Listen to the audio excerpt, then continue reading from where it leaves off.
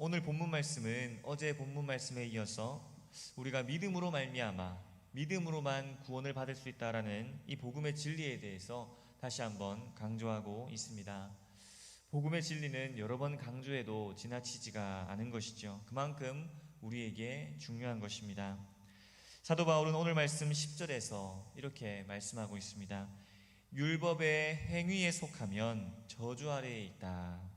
이것이 무슨 뜻일까요? 그것은 바로 이어지는 사도 바울의 말을 통해 알 수 있듯이 율법책에 기록된 대로 모든 일을 항상 행하지 아니하는 자는 저주 아래에 있기 때문입니다.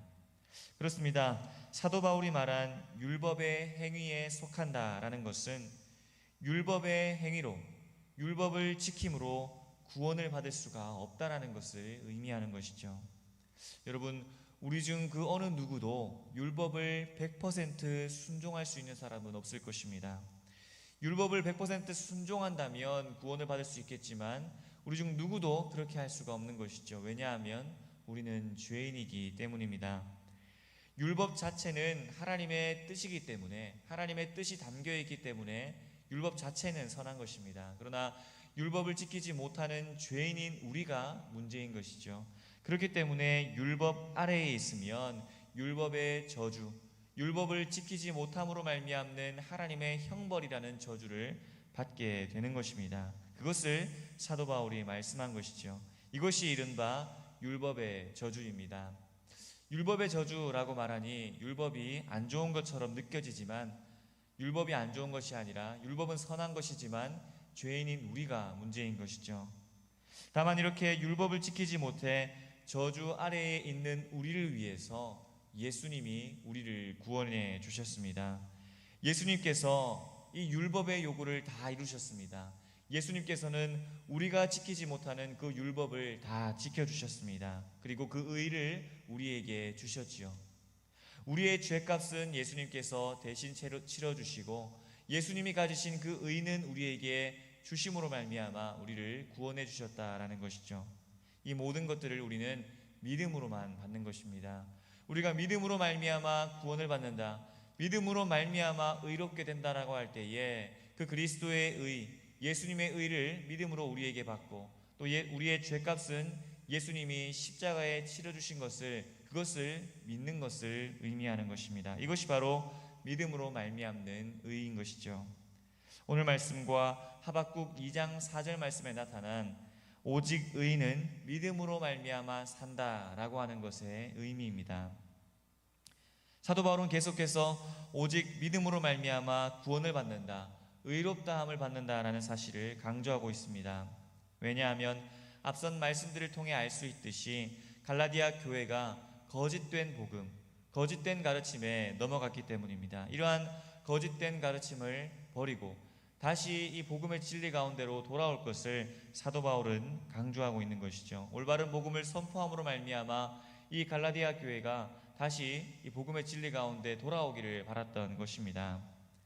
이를 위해 사도 바울은 13절 말씀 가운데서 예수 그리스도의 속죄 사역에 대해서 강조하고 있습니다. 13절 말씀은 한마디로 예수님께서 우리를 위하여 우리가 받아야 할 저주를 대신 받아주셨다라는 것입니다. 율법을 지키지 못함으로 말미암아 우리는 하나님께 형벌과 저주를 받아야 합니다. 그런데 이 형벌과 저주를 예수님께서 십자가에서 대신 받아주신 것입니다. 그래서 하나님의 아들이신 예수님께서 저주받은 자와 같이 되셨다라고 말씀하고 있습니다. 나무에 달린 자는 저주를 받은 것인데 예수님은 나무 십자가에 달리셔서 우리가 받아야 할 그 죄의 형벌, 저주를 대신 받아주셨다라고 말씀하고 있습니다. 그래서 이 예수 그리스도의 십자가의 사역, 우리를 위한, 우리의 죄를 속하기 위한 십자가의 사역을 믿기만 하면, 믿음으로 그것을 받아들이기만 하면 우리는 하나님이 주시는 놀라운 구원의 은혜를 누리게 되는 것입니다.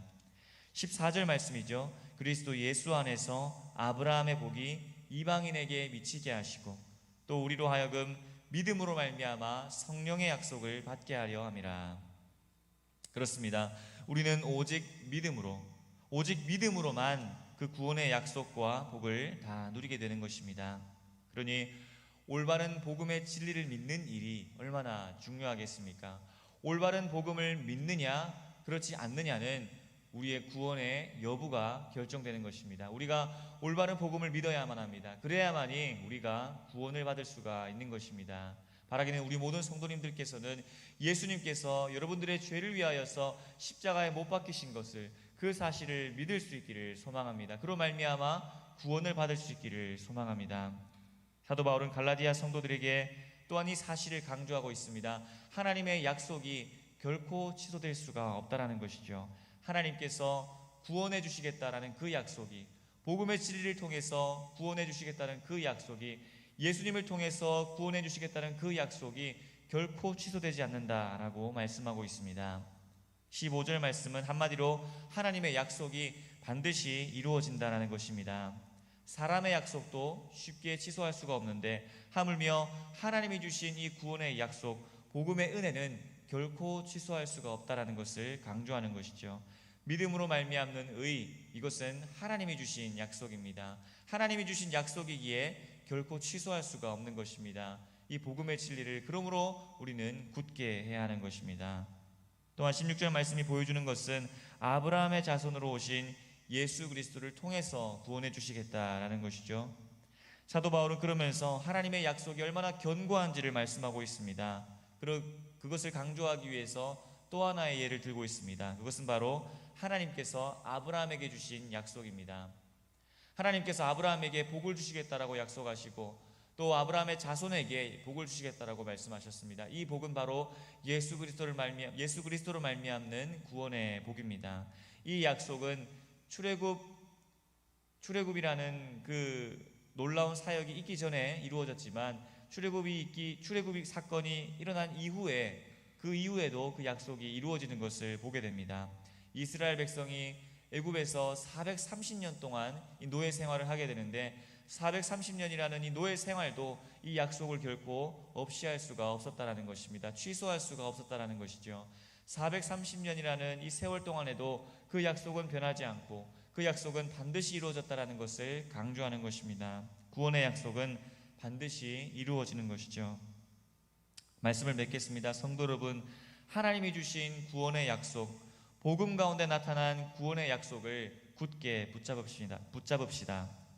올바른 복음을, 그 복음의 진리를 지킴으로 말미암아 예수 그리스도를 믿음으로만 구원을 받는다는 그 놀라운 복음을 굳게 믿고 결코 흔들리지 맙시다. 그러면 우리는 반드시 이루어지는 구원의 은혜를 누리게 될 것입니다.